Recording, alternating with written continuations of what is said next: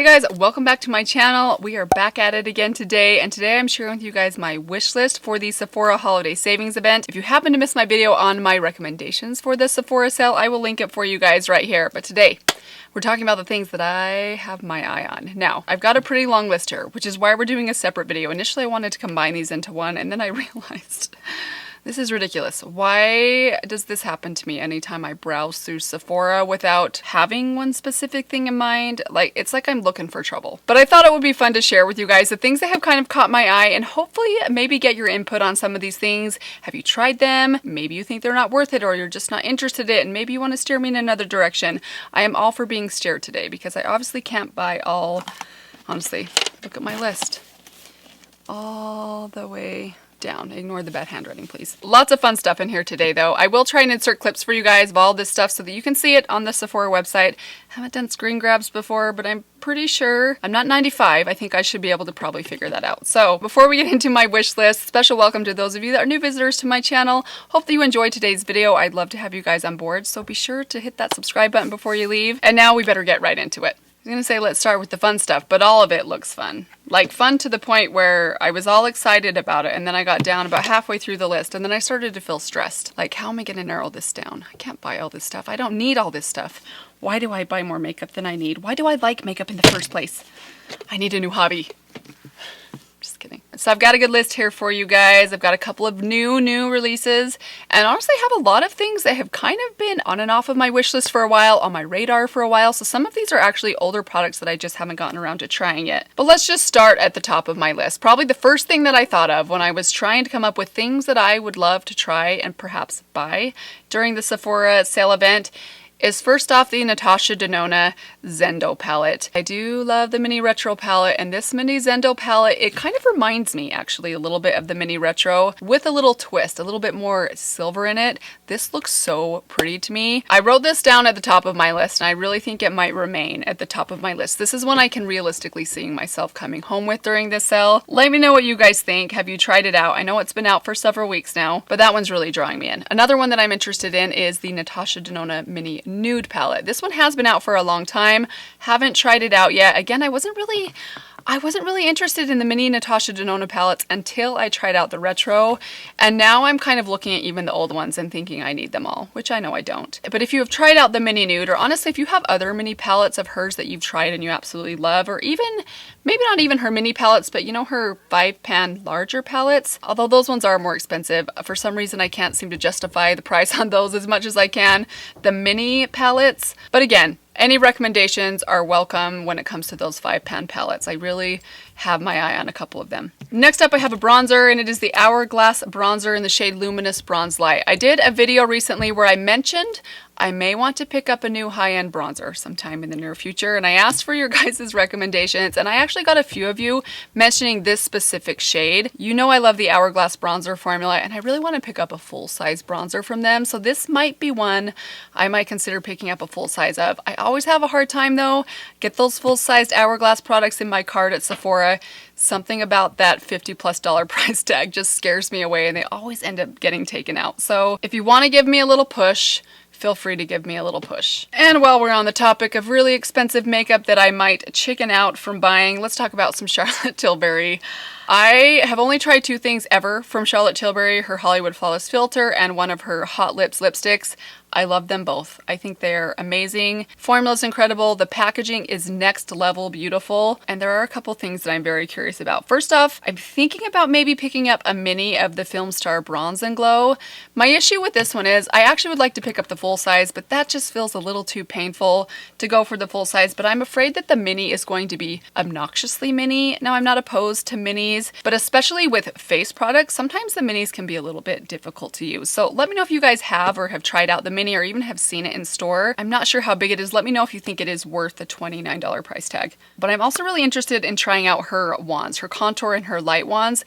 These are pretty pricey. They're $38 a piece. That's a little painful for me, but everyone I have ever heard talk about those absolutely loves them. And especially considering my love right now for cream and liquid products, I really have a feeling that these might win me over. Other than that price tag, $38 for a little tube of cream, I just feels very, very painful to me, but I did think that about the Hollywood Flawless filter, and I honestly can say I think that that was worth every dollar that I spent on it. It's such a beautiful product. Next on my list are a couple of things from Artist Couture. I really would love to try out the Artist Couture Supreme Nudes palette. This is another one that's been out for a while, but I've heard several people say that it's absolutely amazing. The quality is fantastic. It is $40, which I feel like is on par for this size of an eyeshadow palette at Sephora. Unfortunately, when I just checked, now the sale hasn't started yet. It's possible it might come back in stock tomorrow, but it was out of stock when I checked today, so that might automatically take it off my list. But if you guys have tried it out, let me know what your thoughts are on it. Also from Artist Couture, I saw that they have these little diamond lights finishers. These basically look like kind of a loose duochrome like glitter topper that can go on your eyes or your cheeks. I would likely only use them on my eyes, but I think these look really, really pretty. They are quite small and they are $25 a piece. That is a little pricey. I'm kind of on the fence about this one, but it's kind of hard to find duochromes. And I do think a good duochrome, especially as like a glittery lid topper, can be really, really pretty for sprucing up a look. I don't know, that one might be a little lower on my wish list. I mean, if I had to prioritize, that one might not make the cut, but it did catch my attention. So if you have any thoughts about it, let me know. Next on my list is a Bare Minerals Bounce and Blur blush. The one that I put down is in the shade Mauve Sunrise. I know I want to try another one of these out in a pink shade, but all three of the pinks look really pretty, so I can't really decide which one I want to try. I'm leaning towards Mauve Sunrise because I've really been into like deep mauve toned pinks on the cheeks, especially in the fall and the winter time.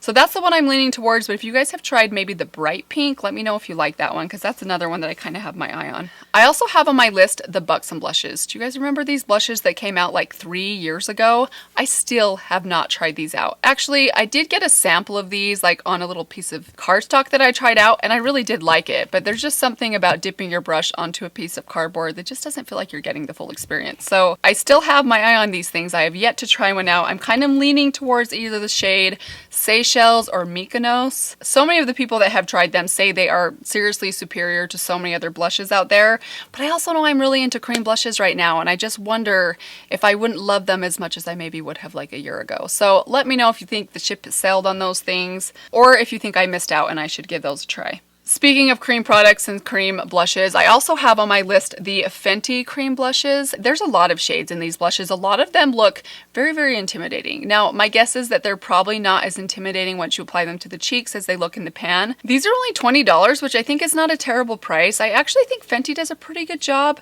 with their pricing. I mean, I haven't tried out many of their things, but they don't seem to be overly expensive. I'm sure they're not super large, but when it comes to really pigmented cream blush, you really don't need very much product. So even at $20, they would be more than enough. I'm pretty sure when I checked, they said they included 0.1 ounce, and that's how much my Honest Beauty blush, and I feel like this thing would last me forever. So probably going to be about the same size, and this thing was $13, so I don't think that $20 is like a far stretch from a cream blush. It's maybe a little bit more affordable. So those have my eye. I'm very curious about the formula. If any of you have tried both the Honest and the Fenty, let me know how the formulas compare. I love the Honest formula, but I would be curious to see if the Fenty ones are as good. And while we're on Fenty, I also kind of want to try out their cream bronzers. I really love the shade range that's included in these cream bronzers. I feel like they have a lot of options, and that's sometimes hard to find in a bronzer. I feel like a lot of companies will do a bronzer in like a light shade, a medium shade, and really deep shade, but sometimes they don't really have different undertones within those shades. But now that cream bronzers are kind of my thing, I'm kind of curious to try out their cream bronzer. Now, they are a little bit more expensive. I think they're a little bit larger than the blush size. They include about twice the amount of product, but they're $32, and knowing how much I just love my Milk bronzer stick, I just wonder, do I really need to try out another cream bronzer just for the sake of trying it? But it might be nice for me to know of a cooler toned option, because I know some of you have mentioned that you think the Milk bronzer stick is a little bit too warm for you. So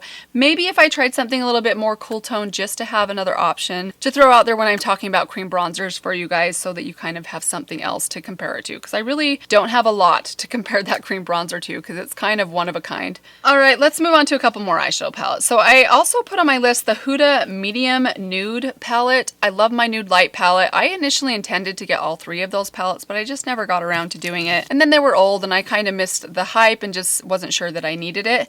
But I'm still kind of interested in that one, particularly the medium one. I do love those little Huda palettes. I think they're fun to travel with. I mean, back in the day when we were traveling, don't we all wish? And as much as I love my light palette, I feel like if it had a companion to go with it, like they would be best friends. So I kind of feel like I want to pick it up just so that palette has like a pair, which is a really poor excuse for spending $29 on something. But let me know if you guys have tried that one out. Let me know if you've tried the whole range out, because I kind of went back and forth between the medium and the deep. The deep just had so many red tones in it, and I don't often wear red toned eyeshadow other than like red browns. So I think there's some shades in there I wouldn't get a lot of use out of. So for that reason, I'm kind of leaning towards the medium one.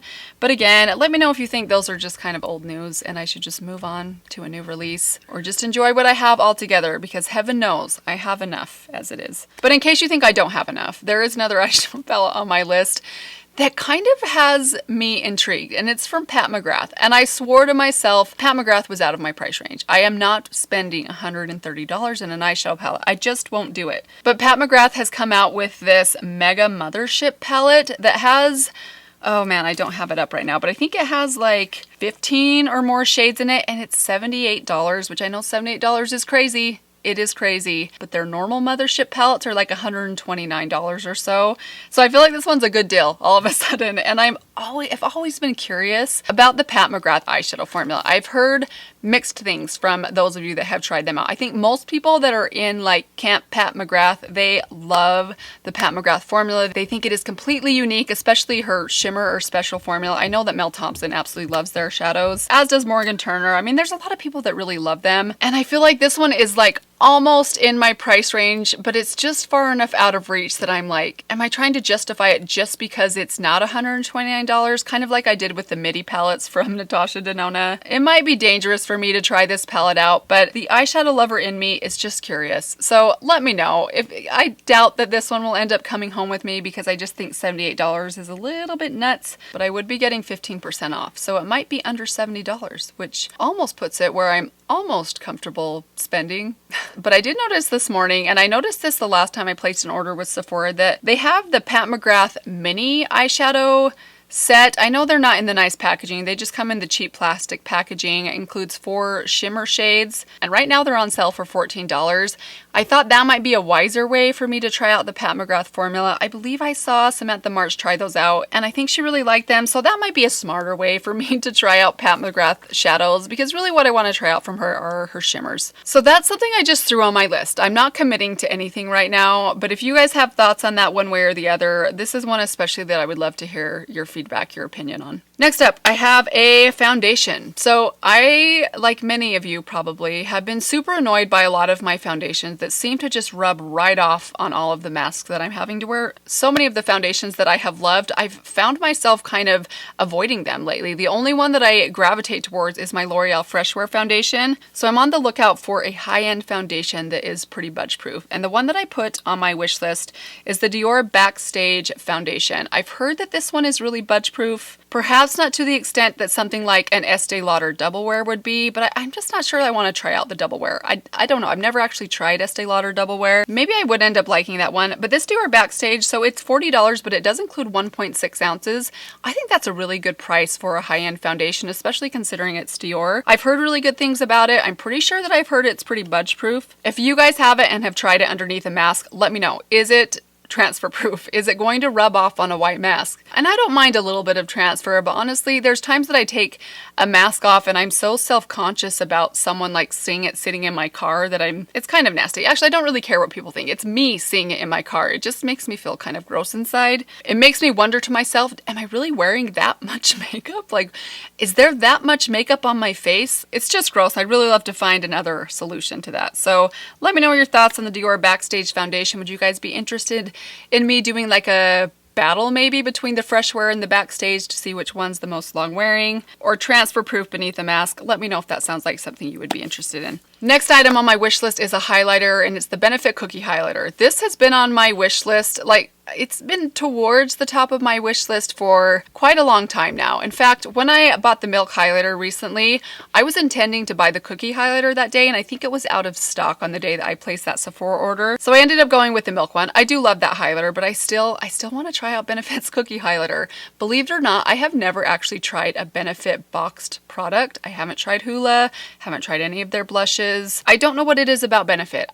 Something about the boxed formula I think turns me off a little bit, but I've heard so many good things about this cookie highlighter that there's a part of me that just really wants to try it. I do have my worries that the slightly bulkier packaging is going to kind of get in my way of falling in love with this highlighter, even if it's a great highlighter. I generally don't like things that are too bulky or difficult to store. I really like products that are nice and sleek, so that's the only thing that so far has kept me from trying it out, but I'm still curious. I've heard some people say it's the best highlighter they've ever tried, and anytime anytime someone says this is the best in the world, how can you not be curious? I also put on my list the Jouer Bronzer Duo. Now, this is another product that I've sort of had my eye on. I've never tried anything out from Jouer Cosmetics. I know Samantha March loves their duos, their blush and their bronzer duos. I do think these look really pretty. I feel like $32 is a pretty good price for a duo. I mean, you're getting quite a bit of product in there. I know it's been around for a while, so I'm not sure how much excitement there would be from you guys for me to try this out, which I know that's not the point of me trying out makeup, is to please the masses, but I also know when things have been out for a good 2 or 3 years, they're very likely to get discontinued, and there's nothing more annoying than buying something new and within 6 months they discontinue it. Not that I've heard anything about that, I feel like that's kind of my experience. When I buy older products, they end up discontinuing it shortly after I buy them. Couple more things, guys, we are almost there, and they are both blushes. The first one is the Patrick Ta Cream and Blush Duo.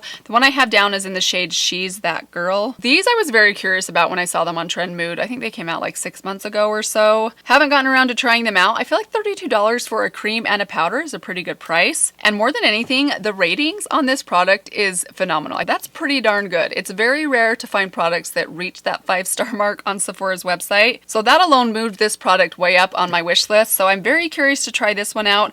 I feel like the shade range is a little bit, I don't want to say strange. I feel like it's a little bit deep. Like it might be a little bit deep for my lighter skin. Let me know if you guys have lighter fair skin, if those shades that they have worked for you. It's very likely they're buildable. They can be used for different skin tones, but I don't know. They looked a little bit intimidating to me, but I might be wrong. And then the last thing I have on my list is from Clinique. Yes, Clinique. Another brand that I have never tried. Have I? I think in high school I had their black cherry. Remember the black cherry lip stick or tint? I can't even remember what that was, but I have not tried a Clinique makeup product out for years. They're one of those brands that just kind of fly under the radar. They just haven't been a brand that I've been all that interested in, but I did see on the Sephora website that they have this new Clinique Cheek Pop palette. It has 3 colors inside. It has a highlighter and 2 blush shades. I have heard really good things about the Cheek Pop blushes, and I've never tried them out. And the palette's only $29.50, which I feel like is a pretty good deal for 3 different shades. So that might be a fun option as well. The only thing I think that one has going against it is the fact that it's not a cream. I'm just really into creams right now, you guys, so I don't know. I'm not quite sure what to do, but maybe you guys are sick of hearing me talk about cream and liquid blushes and you think I should try a powder blush again, and maybe you've tried those and you love them. Let me know, because I definitely could be persuaded to try those out. Alright guys, that is all I have on my wish list. Honestly, if I spent a little more time on Sephora's website and really dug through all the brands and all the different categories, I'm sure that I could come up with an even longer list, but this felt long enough to me. Let me know if you feel like I missed out on something. If you know I haven't tried something yet and you feel like I need to try something, I am up for any feedback, so be sure to leave that down below. Hope you guys enjoyed this video. Thank you so much for stopping by. A big thanks in advance to any of you that have any feedback for me or that can help me narrow this list down. I will of course share with you guys what I end up picking up. I really am not sure what I'm going to end up picking up. I mean, I could very well come home with just 2 things, or I could possibly come home with like 20 things. Probably not 20. That's a little extreme, Mandy. Thank you all for watching today. If you are not yet subscribed to my channel, I hope that you will do that before you leave. And that's all I have for today. I will see you guys very soon in my next video. Bye. My hair is so dirty right now. If I was standing in a tornado, I don't even think it would move. I bet I wake up and it looks exactly like this. Another reason I can't bring myself to wash it. When your hair looks done when you wake up, why would you wash it? I actually still stick pencils in my hair all the time. Like if I have a bun in, which is most of the time, I'll have a pencil sticking into my bun.